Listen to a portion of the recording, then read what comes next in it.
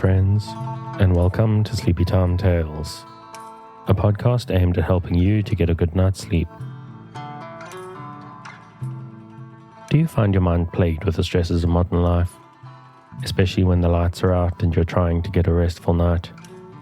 Does your spinning mind keep you awake? Follow my voice down the path towards a good night's rest. Listen to me tell a story that will keep your mind from wandering to your daytime problems, the ones you can't solve right now and will be easier to solve well rested. Listen to my voice and allow yourself to drift, following the twists and turns of the story, but slowly letting go and drifting into sleep. Now, many podcasts put their promotion and cap rattling halfway through or even towards the end. But because I'm hoping that you're asleep long before we get there, I need to put this stuff up front.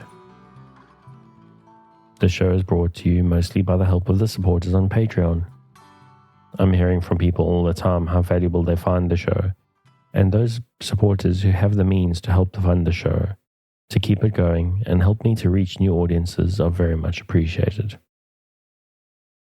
So if you're making use of Sleepy Time Tales regularly, every night or a couple nights a week, for however long it takes, to help you to deal with sleeplessness, and if you have the urge to help to support the show, and most importantly, if you have the means, please check out patreon.com/sleepytimetales or hit the link in the show notes or go from the website. You will have the satisfaction of knowing that you're contributing to the rest and lifestyle improvement of thousands of people.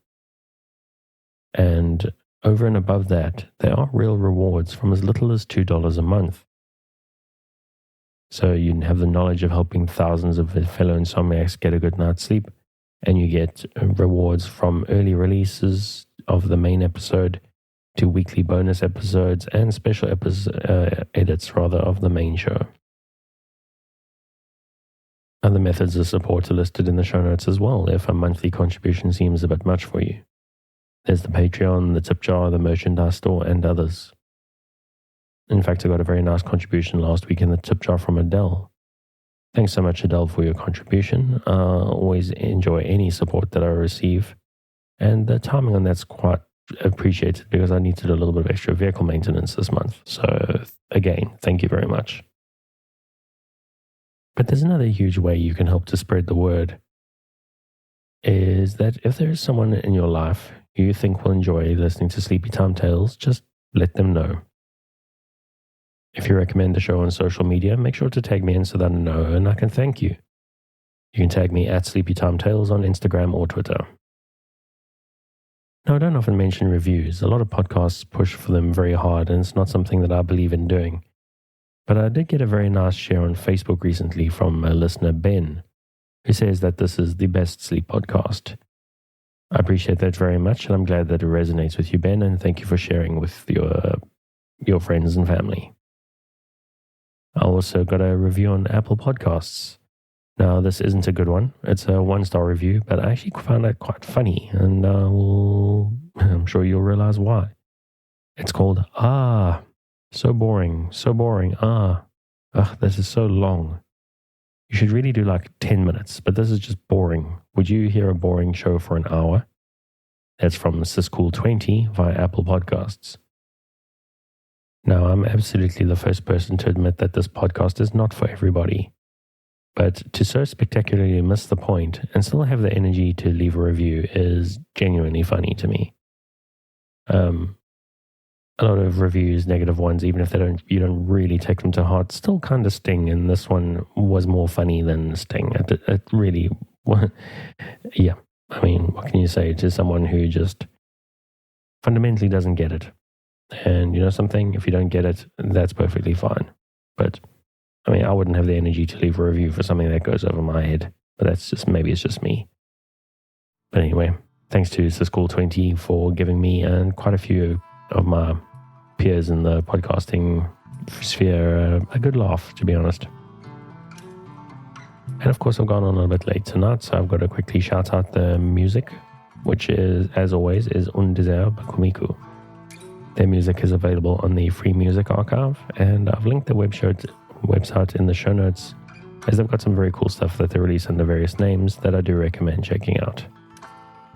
Thank you for taking the time, and let's get back to the show. So what exactly is Sleepy Time Tales? What is it for? What is this strange idea, this podcast that you're supposed to fall asleep to? But it's not so strange when you know that lack of sleep is a health crisis in the 21st century, and this is a podcast that is intended to help those that it can to get a restful night. Do you find yourself lying awake at night with your mind spinning in emotions in turmoil with anxieties of 21st century life? Do you wake up in the middle of the night and find yourself just not quite able to doze back off at 3 a.m.? I'm here to help. My name is Dave, and I'm your narrator, here to help you into a restful night. I'm someone I've struggled to sleep ever since I was a baby. I gave my parents sleepless nights for years, and even once I got old enough not to be a bother to them anymore, sleep was always a struggle for me. I'd actually just come to terms with the fact that I was insomniac when I'd suddenly discovered the tendency for droning voices, especially male ones, to act almost like a tranquilizer for me. As I said, I'd come to terms with the fact that I had insomnia, so when I went to bed at night, I took a podcast to listen to, and I would find myself waking up having slept through pretty much everything that I was actually trying to hear. I started listening to backlogs of podcasts, various things to help me sleep, until I discovered that there are some out there specifically designed to help people to sleep, to help distract your mind and stop you from fighting sleep when it comes for you. I tried out a couple, but when I recommended them to others, they found that for various reasons they didn't enjoy them. Sometimes they didn't like the narrator's voice, or they didn't like the type of story that they told, or something like that. So I thought to myself, I've got this boring, deep, slightly drony voice, so let me see if I can do my small part to step into a gap to help others that the existing sleep podcasts that I found couldn't quite reach. And so I started up Sleepy Time Tales. Now, every episode starts with this long intro. It usually takes approximately 15 minutes, and it's usually pretty much the same most of the time, although it's never exactly the same. I always go out of my way to make sure I record something new to keep it a little bit fresh, but overall, it's got the same structure and pretty much the same thing for a couple of different reasons. Firstly, the show is growing all the time, and there's new listeners coming along literally every day. So I need to explain to them and welcome them and explain to you why I think Sleepy Time Tales may be useful to you, and why I think maybe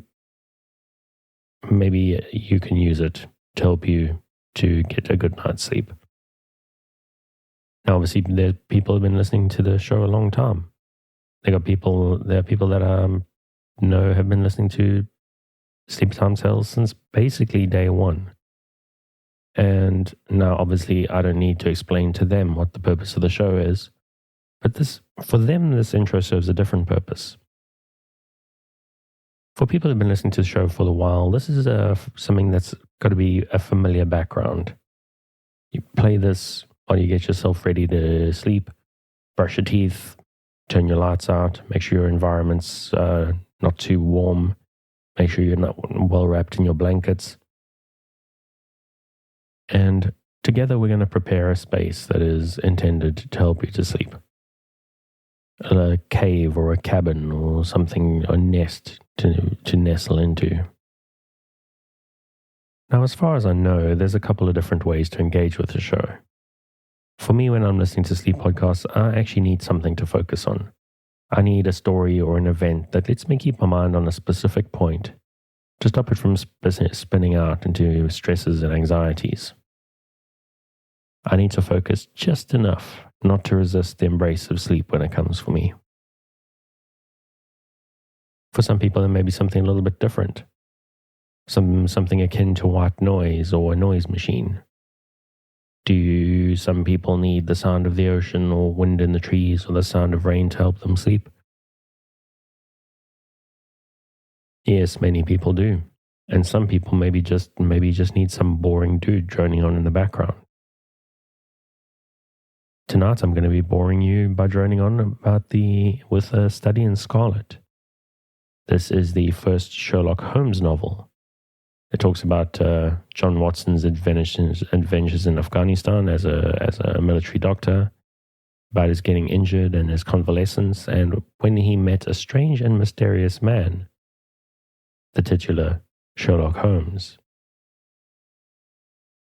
But whether the story is about injured military doctors or mysterious detectives or anything else, depending on the theme of the week, what really matters is that you don't try to force sleep. Just keep a light mental grip on the story. Just follow along and just keep a little bit of focus and just allow the need to sleep to come for you. Now, obviously, if all goes well, I hope you're asleep before I get to the end of the episode. But it is also very important that you don't feel pressurized. If this is your first night with us, the odds are actually pretty good this won't work for you. I would recommend giving it 2, maybe even 3 nights. In fact, 3 nights is what I generally do recommend. To sort of get to grips with the concept, to learn to engage with the show, to learn to trust me, because after all, you are going to be lying in the dark and listening to me droning in your ears in your sleep. And you need to know that you're going to be safe with me. My accent may be a little bit strange to you. From Durban, South Africa, which is a place that does have a bit of a strange accent, even by South African accent standards. And it's also possible that one episode just isn't long enough. What I do with my sleep podcasts is, because also now lately, I don't just struggle to go to sleep. My biggest problem is I actually wake up in the middle of the night at around 3 a.m. and not being able to get back to sleep. So what I actually do is I download a whole bunch of episodes of the shows that I listen to, and I usually start with the latest one, and then I just let them play through all night. Then whenever I wake up at 3 a.m. or whatever, then my earbuds may have fallen out, and I just pop them back in, and I let the voices that I'm familiar with just waft me back to sleep again. Sometimes I even wake up like 30 or 60 minutes before my alarm goes. And you know what I do? I do the exact same thing. Pop my earbuds in if they're falling out and just let myself go back to sleep again. Now, some people may wonder what the point is of allowing yourself to fall asleep for 30 minutes. But I got to tell you that there is something about that. I don't know what it is. I think this is a complete letting go that's sort of involved, of just allowing complete relaxation right before my alarm. That is just deeply, deeply satisfying. But it's very important that you try and relax. If you're new to the show and prone to late nights lying staring at the ceiling, this may seem strange to you. So I request that you give it a chance. And there we have it. That's the basic idea. You relax and you lie in the dark, and while you do that, I'll tell you a tale. So relax, dear listener, my nighttime friend who has elected to lie in the dark listening to my voice. You will always be safe with me. I'm here to help you relax, to improve your life in a small way, or maybe not so small. People don't sleep very well these days, and it makes their lives harder. So I'm here to do my small part to help you in a big way, to help you face tomorrow and the day after well rested and better able to cope and process. I believe very strongly in the benefits of kindness. I want to be kind to you. I want to share kindness with you. But even more importantly, I need you to be kind to yourself. Nothing I can do will help if you beat yourself up or you rebuke yourself over not sleeping. Don't get tense if you just can't get yourself over the edge of sleep, even with me here in your ears trying to help. Frustration is one of the great enemies of a good night's sleep, and the intention with this podcast is to short-circuit that frustration to distract the feeling we get when we blame ourselves for not being able to let go and drift into the dark.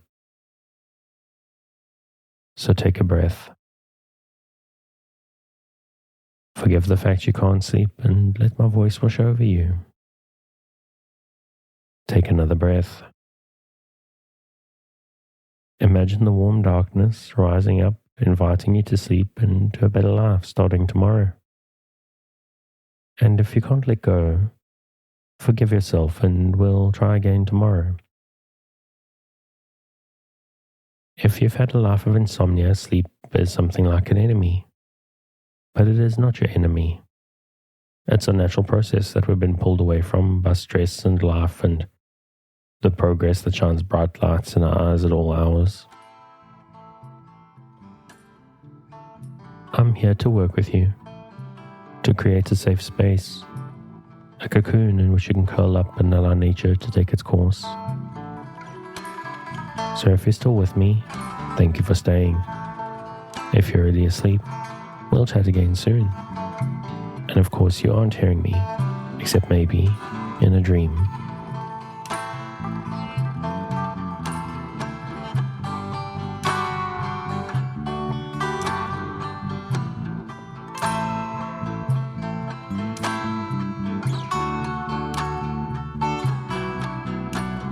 A Study in Scarlet by Arthur Conan Doyle. Part 1. Being a reprint from the reminiscences of John H. Watson, M.D., late of the Army Medical Department. Chapter 1. Mr. Sherlock Holmes. In the year 1878, I took my degree of Doctor of Medicine of the University of London and proceeded to Netley to go through the course prescribed for surgeons in the Army. Having completed my studies there, I was duly attached to the 5th Northumberland Fusiliers as assistant surgeon. The regiment was stationed in India at the time, and before I could join it, the Second Afghan War had broken out. On landing at Bombay, I learned that my corps had advanced through the passes and was already deep in the enemy's country. I followed, however, with many other officers who were in the same situation as myself, and succeeded in reaching Kandahar in safety, where I found my regiment and at once entered upon my new duties. The campaign brought honours and promotion to many, but for me it had nothing but misfortune and disaster. I was removed from my brigade and attached to the Berkshires with whom I served at the fatal Battle of Maiwand. There I was struck on the shoulder by a Giselle bullet, which shattered the bone and grazed the subclavian artery. I should have fallen into the hands of the murderous Ghazis had it not been for the devotion and courage shown by Murray, my orderly, who threw me across a pack horse and succeeded in bringing me safely to the British lines. Worn with pain and weak from the prolonged hardships which I had undergone, I was removed with a great train of wounded sufferers to the base hospital at Peshawar. Here I rallied and had already improved so far as to be able to walk about the wards, and even to bask a little upon the veranda, when I was struck down by an enteric fever, that curse of our Indian possessions. For months my life was despaired of, and when at last I came to myself and became convalescent, I was so weak and emaciated that a medical board determined that not a day should be lost in sending me back to England. I was dispatched accordingly in the troopship Orontes and landed a month later on Portsmouth Jetty, with my health irretrievably ruined, but with permission from a paternal government to spend the next 9 months in attempting to improve it. I had neither kith nor kin in England, and was therefore as free as air, or as free as an income of 11 shillings and sixpence a day will permit a man to be. Under such circumstances, I gravitated naturally to London, that great cesspool into which all the loungers and idlers of the empire are irresistibly drained. There I stayed for some time at a private hotel in the Strand, leading a comfortless, meaningless existence and spending such money as I had, considerably more freely than I ought. So alarming did the state of my finances become that I soon realized that I must either leave the metropolis and rusticate somewhere in the country, or that I must make a complete alteration in my style of living. Choosing the latter alternative, I began by making up my mind to leave the hotel and to take up my quarters in some less pretentious and less expensive domicile. On the very day that I had come to this conclusion, I was standing at the Criterion bar, when someone tapped me on the shoulder, and turning round, I recognized young Stamford, who had been a dresser under me at Bart's. The sight of a friendly face in the great wilderness of London is a pleasant thing indeed to a lonely man. In old days, Stamford had never been a particular crony of mine, but now I hailed him with enthusiasm, and he, in his turn, appeared delighted to see me. In the exuberance of my joy, I asked him to lunch with me at the Holborn, and we started off together in a hansom. "Whatever have you been doing with yourself, Watson?" he asked in undisguised wonder as we rattled through the crowded London streets. "You're as thin as a lath and brown as a nut." I gave him a short sketch of my adventures and had hardly concluded it by the time we reached our destination. "Poor devil," he said commiseratingly, after he had listened to my misfortunes. "What are you up to now?" "Looking for lodgings," I answered. "Trying to solve the problem as to whether it is possible to get comfortable rooms at a reasonable price." "That's a strange thing," remarked my companion. "You're the second man today who has used that expression to me." "And who was the first?" I asked. "A fellow who is working at the chemical laboratory up at the hospital. He was bemoaning himself this morning because he could not get someone to go halves with him in some nice rooms which he had found, and which were too much for his purse." "By Jove," I cried, "if he really wants someone to share the rooms and the expense, I am the very man for him. I should prefer having a partner to being alone." Young Stamford looked rather strangely at me over his wine-glass. "You don't know Sherlock Holmes yet," he said. "Perhaps you would not care for him as a constant companion." "Why, what is there against him?" "Oh, I didn't say there was anything against him. He's a little queer in his ideas, an enthusiast in some branches of science. As far as I know, he is a decent fellow enough." "A medical student, I suppose," said I. "No, I have no idea what he intends to go in for. I believe he is well up in anatomy and he's a first-class chemist, but as far as I know, he has never taken out any systematic medical classes. His studies are very desultory and eccentric, but he has amassed a lot of out-of-the-way knowledge which should astonish his professors." "Did you never ask him what he was going in for?" I asked. "No. He is not a man that it is easy to draw out, though he can be communicative enough when this fancy seizes him." "I should like to meet him," I said. "If I am to lodge with anyone, I should prefer a man of studious and quiet habits. I'm not strong enough yet to stand much noise or excitement. I had enough of both in Afghanistan to last me for the remainder of my natural existence. How could I meet this friend of yours?" "He is sure to be at the laboratory," returned my companion. "He either avoids the place for weeks, or else he works there from morning to night. If you like, we shall drive around there together after luncheon." "Certainly," I answered, and the conversation drifted away into other channels. As we made our way to the hospital after leaving the Holborn, Stamford gave me a few more particulars about the gentleman whom I proposed to take as a fellow lodger. "You mustn't blame me if you don't get on with him," he said. "I know nothing more of him than I have learned from meeting him occasionally in the laboratory. You proposed this arrangement, so you must not hold me responsible." "If we don't get on, it'll be easy to part company," I answered. "It seems to me, Stamford," I added, looking hard at my companion, "that you have some reason for washing your hands of the matter. Is this fellow's temper so formidable, or what is it? Don't be mealy-mouthed about it." It is not easy to express the inexpressible, he answered with a laugh. Holmes is a little too scientific for my tastes. It approaches to cold-bloodedness. I could imagine his giving a friend a little pinch of the latest vegetable alkaloid. Not out of malevolence, you understand, but simply out of a spirit of inquiry in order to have an accurate idea of the effects. To do him justice, I think he would take it himself with the same readiness. He appears to have a passion for definite and exact knowledge. Very right, too. Yes, but it may be pushed to excess. When it comes to beating the subjects in the dissecting rooms with a stick, it is certainly taking rather a bizarre shape. Beating the subjects? Yes, to verify how far bruises may be produced after death.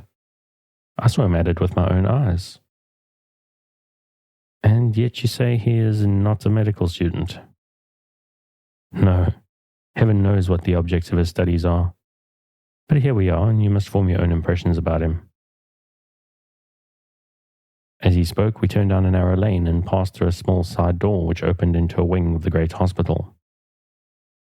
It was familiar ground to me, and I needed no guiding as we ascended the bleak stone staircase and made our way down the long corridor with its vista of whitewashed wall and dun-coloured doors.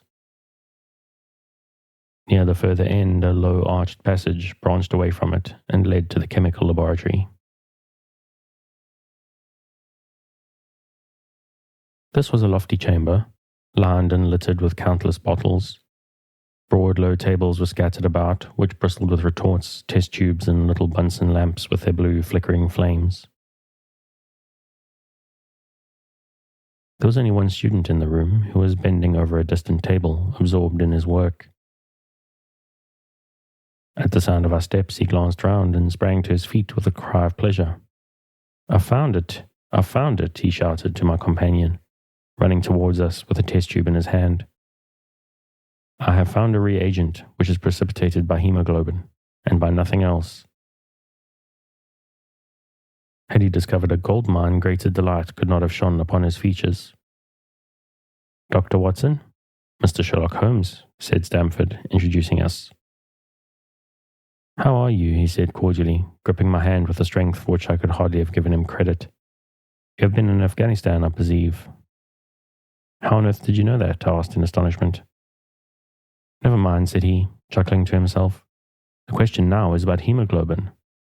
No doubt you see the significance of the discovery of mine. It's interesting chemically, no doubt, I answered, but practically? Why, man, it is the most practical medico-legal discovery for years. Don't you see that it gives us an infallible test for bloodstains? Come over here now. He seized me by the coat sleeve in his eagerness and drew me over to the table at which he had been working. Let us have some fresh blood, he said, digging a long bodkin into his finger and drawing off the resulting drop of blood in a chemical pipette. Now I add this small quantity of blood to a litre of water.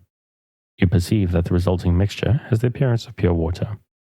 The proportion of blood cannot be more than 1 in a million. I have no doubt, however, that we shall be able to obtain the characteristic reaction. As he spoke, he threw into the vessel a few white crystals, and then added some drops of a transparent fluid. In an instant, the contents assumed a dull mahogany color, and a brownish dust was precipitated to the bottom of the glass jar. Ha ha, he cried, clapping his hands and looking as delighted as a child with a new toy. What do you think of that? It seems to be a very delicate test, I remarked. Beautiful, beautiful. The old Grissom test was very clumsy and uncertain, so is the microscopic examination for blood corpuscles. The latter is valueless if the stains are a few hours old. Now this appears to act as well whether the blood is old or new. Had this test been invented, there are hundreds of men now walking the earth who would long ago have paid the penalty for their crimes. Indeed, I murmured. Criminal cases are continually hinging upon that one point. A man is suspected of a crime months, perhaps, after it has been committed. His linen or clothes are examined and brownish stains discovered upon them. Are they blood stains or mud stains or rust stains or fruit stains, or what are they? That is a question which has puzzled many an expert. And why? Because there was no reliable test. Now we have the Sherlock Holmes test, and there will no longer be any difficulty. His eyes fairly glittered as he spoke, and he put his hand over his heart and bowed as if to some applauding crowd conjured up by his imagination. You ought to be congratulated, I remarked, considerably surprised at his enthusiasm. There was the case of one Bishop at Frankfurt last year. He would certainly have been hung had this test been in existence. Then there was Mason of Bradford, and then Notorious Muller, and the Lefebvre of Montpellier, and Samson of New Orleans. I could name a score of these cases in which it would have been decisive.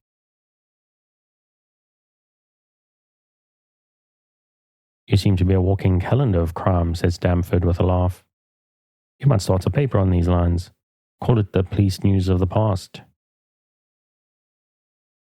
Very interesting reading it might be made too, remarked Sherlock Holmes, sticking a small piece of plaster over the prick on his finger. I have to be careful, he continued, turning to me with a smile. For I dabble with poisons a good deal. He held out his hand as he spoke, and I noticed that it was mottled all over with similar pieces of plaster and discoloured with strong acids. We came here on business, said Stamford, sitting down on a high three-legged stool and pushing another one in my direction with his foot. My friend here wants to take diggings, and as you were complaining that you could get no one to go halves with you, I thought that I'd better bring you together. Sherlock Holmes seemed delighted at the idea of sharing his rooms with me. I have my idea on a suite in Baker Street, he said, which would suit us down to the ground. You don't mind the smell of strong tobacco, I hope? I always smoke ships myself, I answered. That's good enough. I generally have chemicals about and occasionally do experiments. Would that annoy you? By no means. Let me see. What are my other shortcomings? I get in the dumps at times and don't open my mouth for days on end. You must not think that I'm sulky when I do that. Just leave me alone and I'll soon be right. What have you to confess now? It is just as well for two fellows to come to know the worst of one another before they begin to live together. I laughed at this cross-examination. I keep a bullpup, I said, and I object to rows because my nerves are shaken, and I get up at all sorts of ungodly hours, and I'm extremely lazy. I have another set of vices when I'm well, but those are the principal ones at present. Do you include violin playing in your category of rows? He asked anxiously. It depends on the player, I answered. A well-played violin is a treat for the gods. A badly played one. Oh, that's all right, he cried, with a merry laugh. I think we may consider the thing as settled, that is, if the rooms are agreeable to you. When shall we see them? Call for me here at noon tomorrow, and we'll go together and settle everything, he answered. All right, noon exactly, said I, shaking his hand. We left him working among his chemicals, and we walked together towards my hotel. By the way, I asked suddenly, stopping and turning upon Stamford, how the deuce did he know that I had come from Afghanistan? My companion smiled an enigmatical smile. That's just his little peculiarity. A good many people have wanted to know how he finds things out. Oh, a mystery is it? I cried, rubbing my hands. This is very piquant. I am much obliged to you for bringing us together. The proper study of mankind is man, you know. You must study him then, Stamford said, as he bade me goodbye. You'll find him a knotty problem, though. I'll wager he learns more about you than you about him. Goodbye. Goodbye, I answered, and strolled on to my hotel, considerably interested in my new acquaintance. Chapter 2. The Science of Deduction. We met the next day as he had arranged and inspected the rooms at 221B Baker Street, of which he had spoken at our meeting. They consisted of a couple of comfortable bedrooms and a large, airy sitting room, cheerfully furnished and illuminated by two broad windows. So desirable in every way were the apartments, and so moderate did the term seem when divided between us, that the bargain was concluded upon the spot, and we at once entered into possession.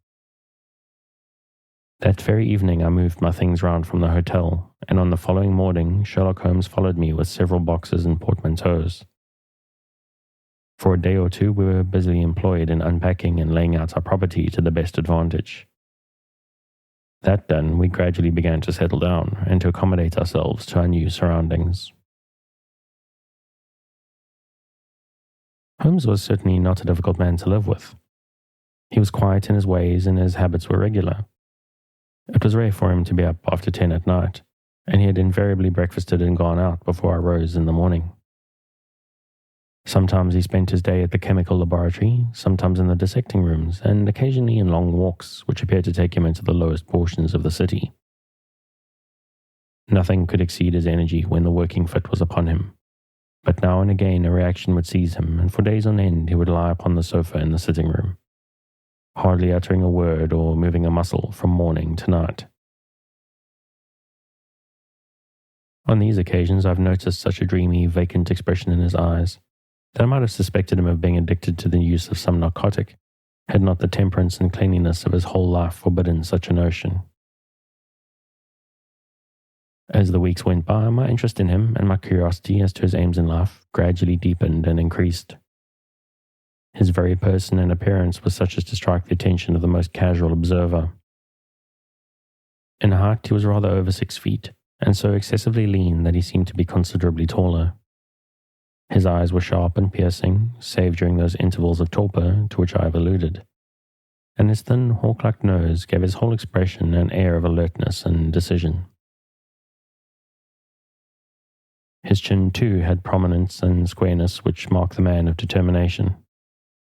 His hands were invariably blotted with ink and stained with chemicals, yet he was possessed of extraordinary delicacy of touch, as I frequently had occasion to observe when I watched him manipulating his fragile philosophical instruments. The reader may set me down as a hopeless busybody when I confess how much this man stimulated my curiosity, and how often I endeavoured to break through the reticence which he showed on all that concerned himself. Before pronouncing judgment, however, be it remembered how objectless was my life, and how little there was to engage my attention. My health forbade me from venturing out unless the weather was exceptionally genial, and I had no friends who would call upon me and break the monotony of my daily existence. Under these circumstances, I eagerly hailed the little mystery which hung around my companion, and spent much of my time in endeavouring to unravel it. He was not studying medicine. He had himself, in reply to a question, confirmed Stanford's opinion on the point. Neither did he appear to have pursued any course of reading which might fit him for a degree in science, or any other recognized portal which would give him an entrance into the learned world.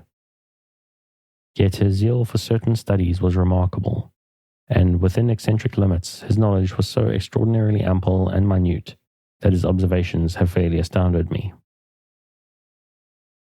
Surely no man would work so hard or attain such precise information unless he had some definite end in view.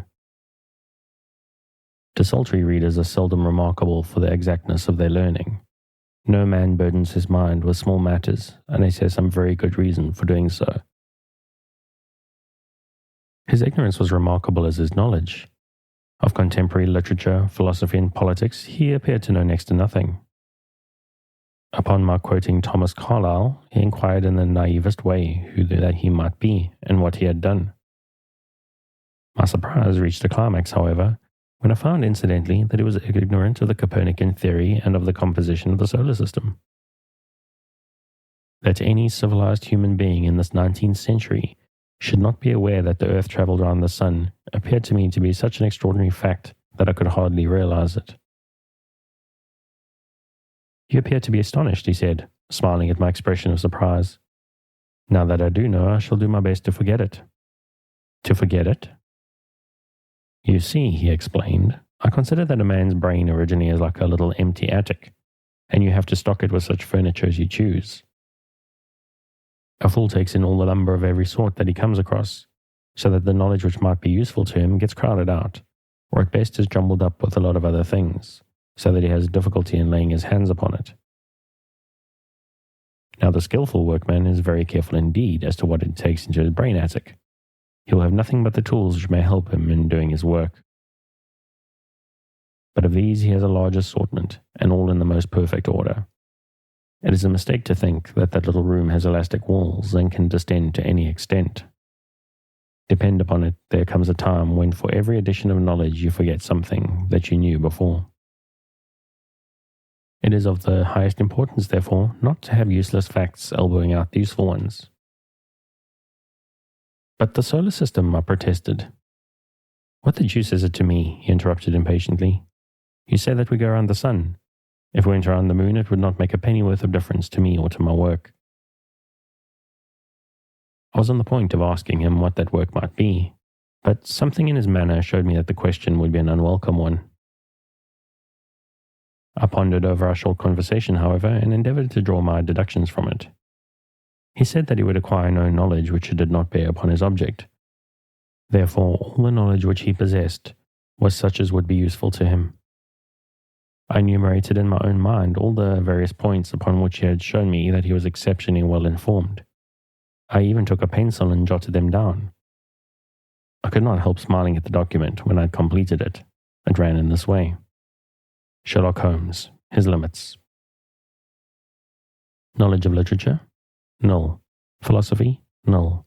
Astronomy? Null. Politics? Feeble. Botany? Variable. Well up in belladonna, opium and poisons generally, knows nothing of practical gardening. Geology? Practical but limited. Tells at a glance different soils from each other.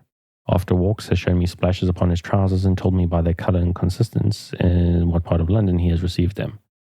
Chemistry? Profound. Anatomy? Accurate but unsystematic. Sensational literature? Immense. He appears to know every detail of every horror perpetrated in the century. Plays the violin well. Is an expert single-stick player, boxer and swordsman. Has good practical knowledge of British law. When I got so far in my list, I threw it into the fire in despair.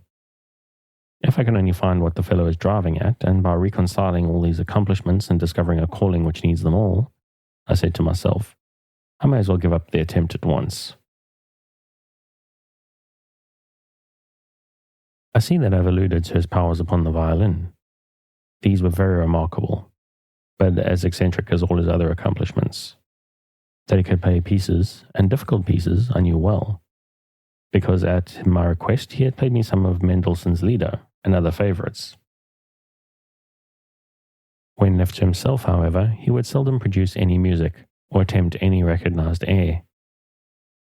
Leaning back in his armchair of an evening, he would close his eyes and scrape carelessly at the fiddle, which was thrown across his knee. Sometimes the chords were sonorous and melancholy. Occasionally they were fantastic and cheerful. Clearly they reflected the thoughts which possessed him, but whether the music aided those thoughts or whether the playing was simply the result of a whim or fancy was more than I could determine.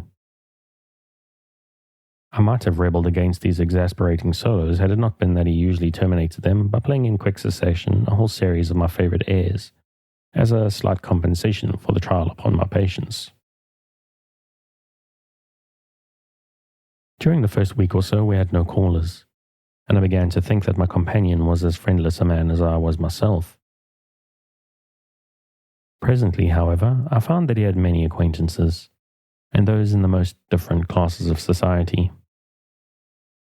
There was one little sallow, rat-faced, dark-eyed fellow who was introduced to me as Mr. Lestrade, and who came 3 or 4 times in a single week.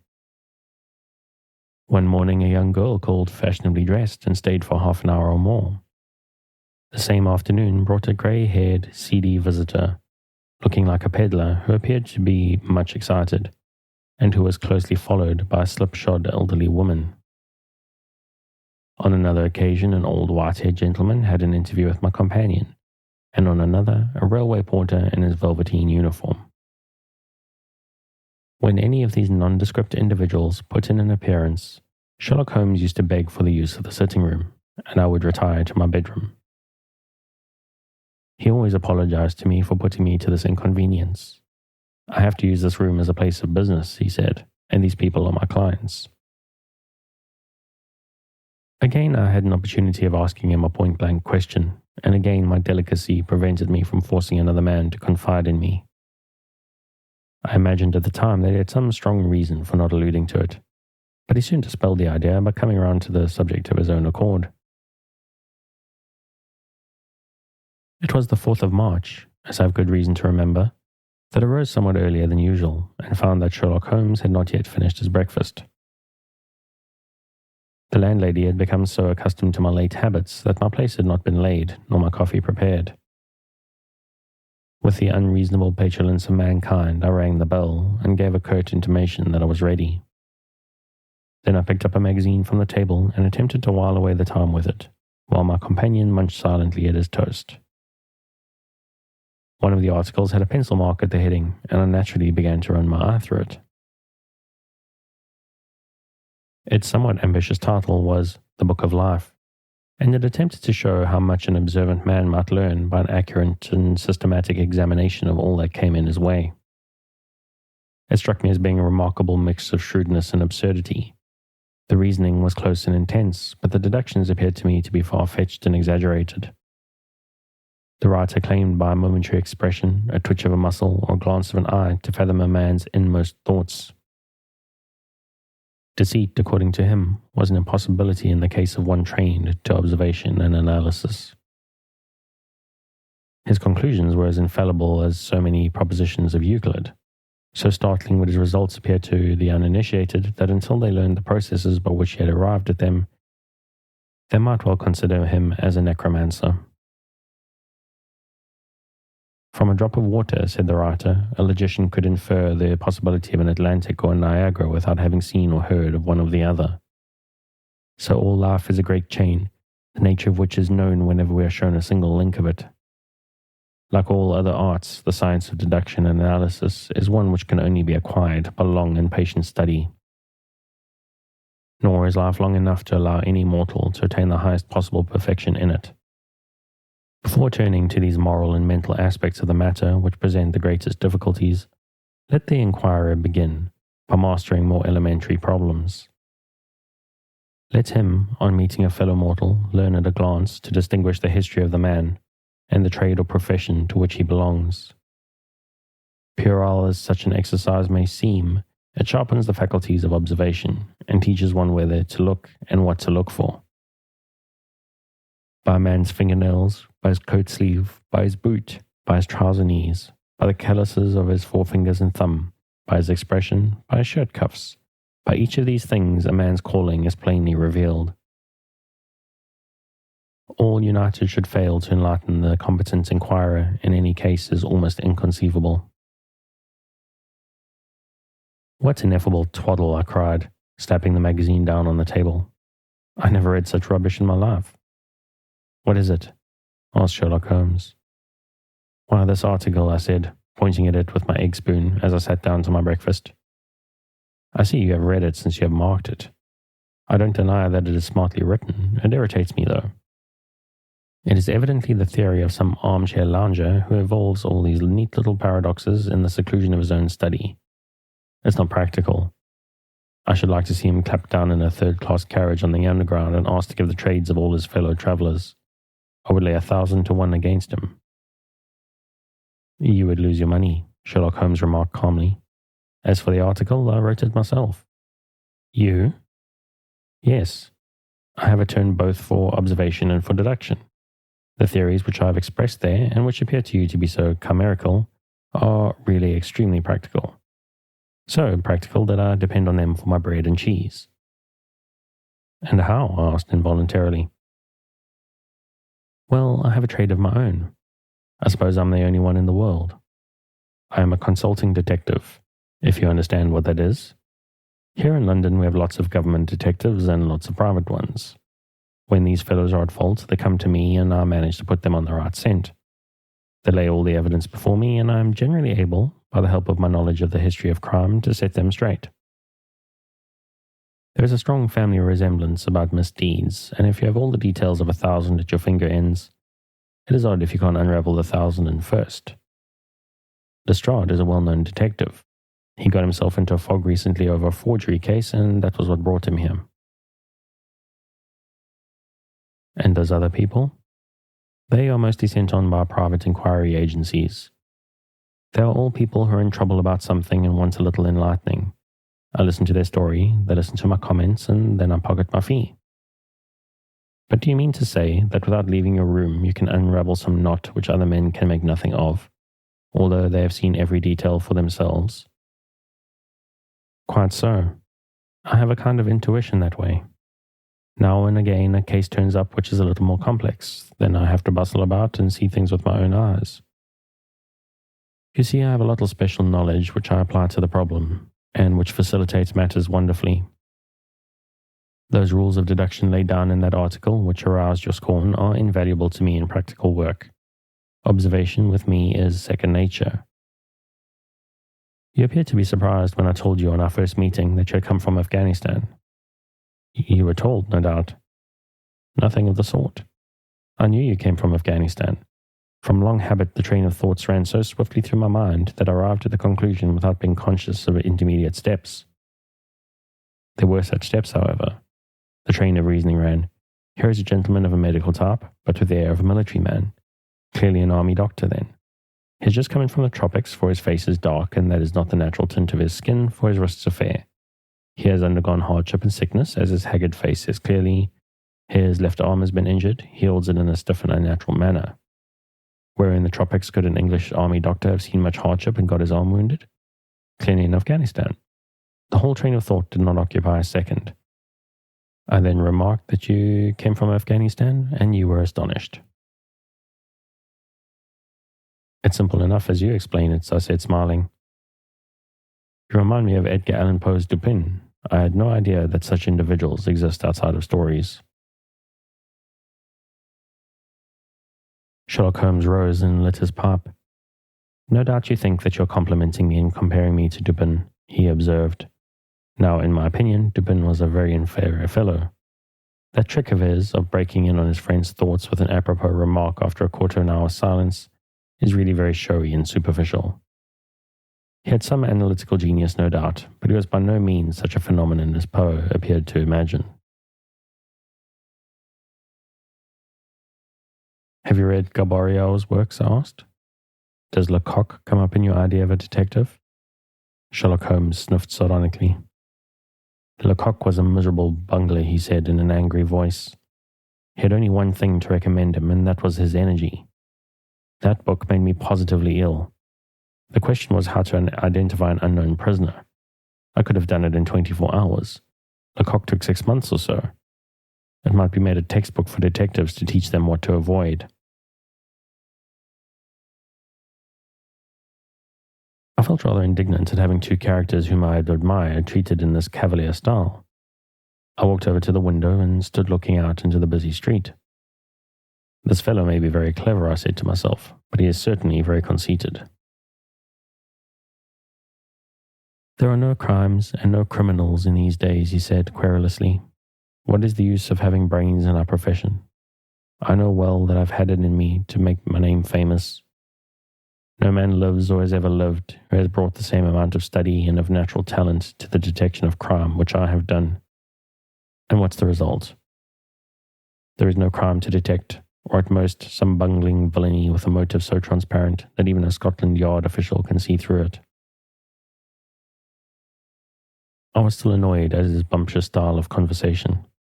I thought it best to change the topic. I wonder what that fellow is looking for, I asked, pointing to a stalwart, plainly dressed individual who was walking slowly down the other side of the street, looking anxiously at the numbers.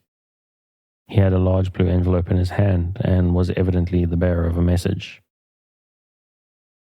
You mean the retired sergeant of the Marines? Asked Sherlock Holmes. Brag and bounce, thought I to myself. He knows that I cannot verify his guess. The thought had hardly passed through my mind when the man whom we were watching caught sight of the number on our door and ran rapidly across the roadway. We heard a loud knock, a deep voice below, and heavy steps ascending the stair. For Mr. Sherlock Holmes, he said, stepping into the room and handing my friend the letter.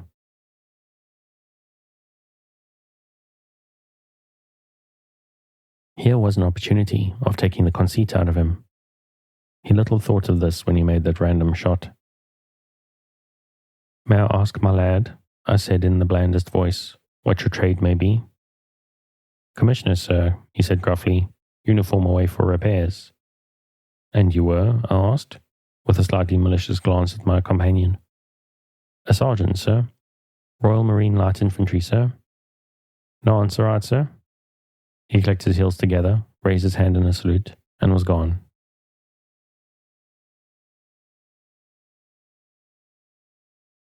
Chapter 3. The Lauriston Garden Mystery. I confess that I was considerably startled by this fresh proof of the practical nature of my companion's theories. My respect for his powers of analysis increased wondrously. There still remained some lurking suspicion in my mind, however, that the whole thing was a prearranged episode intending to dazzle me, though what earthly object he could have in taking me in was way past my comprehension. When I looked at him, he had finished reading the note, and his eyes had reassumed the vacant, lackluster expression which showed mental abstraction. How in the world did you deduce that? I asked. Deduce what? Said he petulantly. Why, that he was a retired sergeant of Marines. I have no time for trifles, he answered briskly, then with a smile. Excuse my rudeness. You broke the thread of my thoughts, but perhaps it is as well. So you actually were not able to see that the man was a sergeant of Marines? No, indeed. It was easier to know than explain why I knew it. If you were asked to prove that 2 and 2 made 4, you might find some difficulty, and yet you are quite sure of the fact. Even across the street I could see the great blue anchor tattooed on the back of the fellow's hand. That smacked of the sea. He had a military carriage, however, and regulation side whiskers. There we have the Marine. He was a man with some amount of self-importance and a certain air of command. You must have observed the way in which he held his head and swung his cane. A steady, respectable, middle-aged man too on the face of him, all facts which led me to believe that he had been a sergeant. Wonderful, I ejaculated. Commonplace, said Holmes, though I thought from his expression that he was pleased at my evident surprise and admiration. I said just now that there are no criminals. It appears that I am wrong. Look at this. He threw me over the note which the commissioner had brought. Why, I cried as I cast my eye over it. This is terrible. It does seem to be a little out of the common, he remarked calmly. Would you mind reading it to me aloud? This is the letter which I read to him. My dear Mr. Sherlock Holmes, there has been a bad business during the night at 3 Lauriston Gardens off the Brixton Road. A man on the beat saw a light there about 2 in the morning, and as the house was an empty one, suspected that something was amiss. He found the door open, and in the front room, which is bare of furniture, discovered the body of a gentleman, well dressed and having cards in his pocket, bearing the name of Enoch J. Drebber, Cleveland, Ohio, USA. There had been no robbery, nor is there any evidence as to how the man met his death. There are marks of blood in the room, but there is no wound upon his person. We are at a loss as to how he came into the empty house. Indeed, the whole affair is a puzzler. If you can come round to the house any time before 12, you will find me there. I have left everything in status quo until I hear from you.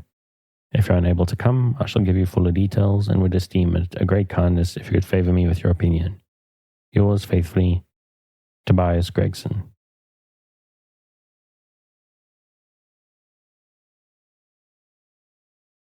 Gregson is the smartest of the Scotland Yarders, my friend remarked. He and Lestrade are the pick of a bad lot. They're both quick and energetic, but conventional, shockingly so. They have their knives into one another too. They are as jealous as a pair of professional beauties. There will be some fun over this case if they are both put upon the scent. I was amazed at the calm way in which he rippled on. Surely there's not a moment to be lost, I cried. Shall I go and order you a cab? I'm not sure about whether I shall go. I'm in the most incurably lazy devil that ever stood in shoe leather. That is, when the fit is on me, for I can be spry enough at times. Why, it is just such a chance as you have been longing for. My dear fellow, what does it matter to me? Supposing I unravel the whole matter, you may be sure that Gregson, Lestrade and Co. will pocket all the credit. That comes from being an unofficial personage. But he begs you to help him. Yes, he knows that I'm his superior, and acknowledges it to me, but he would cut his tongue out before he would own it to any third person. However, we may as well go and have a look. I shall work it out on my own hook. I'll have a laugh at them if I have nothing else. Come on. He hustled on his overcoat and bustled about in a way that showed that an energetic fit had superseded the apathetic one. Get your hat, he said. You wish me to come? Yes, if you have nothing better to do. A minute later, we were both in a hansom, driving furiously for the Brixton Road.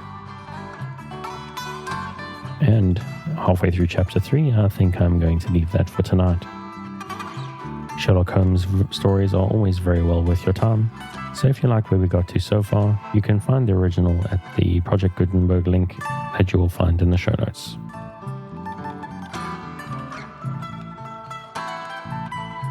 Thanks again for joining me on this episode of Sleepy Time Tales, the podcast designed around a bedtime story to help you get a restful night. New episodes will be released every Sunday night to give you something fresh to help you rest in a new week. But make sure to subscribe in whatever service you use so that you get new episodes whenever they come out. A reminder that the music for tonight is Un Désert by Kumiku. Check out more of their work on their website, which you'll find linked in the show notes. Good night and sweet dreams.